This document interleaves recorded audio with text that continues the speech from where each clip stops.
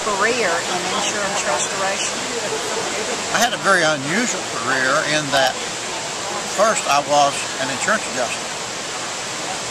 Then I decided I wasn't making enough money to live, which I wasn't at $15,000 a year, and I elected to become a building contractor.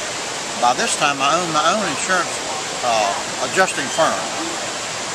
I went to Columbia, South Carolina, to the insurance department and said, would it offend you, would it be against your principles if I own an adjusting company and a restoration company? They said, we can't do anything about it, but we would prefer that you do restoration. And the gentleman said, get out of insurance, get into restoration. And so I came into restoration as an owner, not what they call a Mustang, meaning one who starts from the ground up and works up through the ranks. That gave me a distinct advantage over most contractors because I didn't have to worry about how to get from here to Chattanooga from Nashville.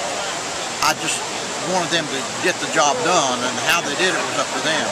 And I had a distinct advantage over most building contractors at that point. I did. Of course, I retired. What was the most interesting or unusual job that you did?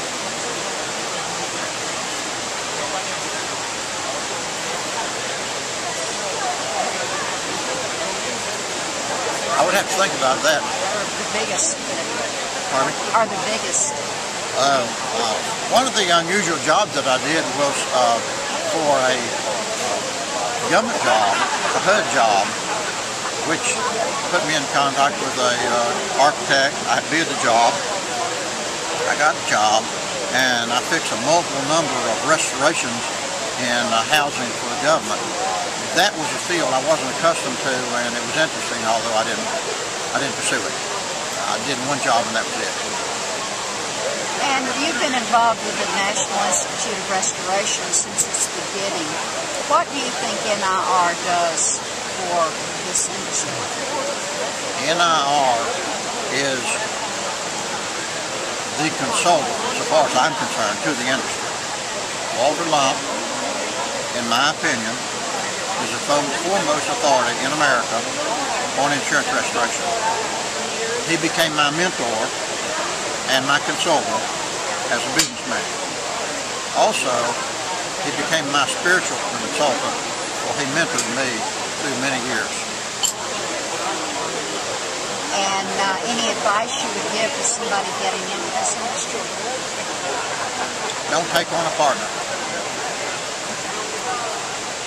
You can fly it alone. You can do it yourself. You can make it work.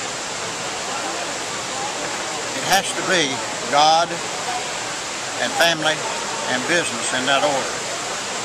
I would advise any person going into the business, don't take your job home with you. Leave it at the office. It'll work.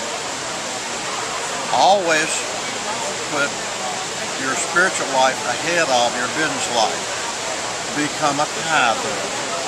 He promises in the scriptures that he will bless you and expand your money if you will tithe. And he does and did.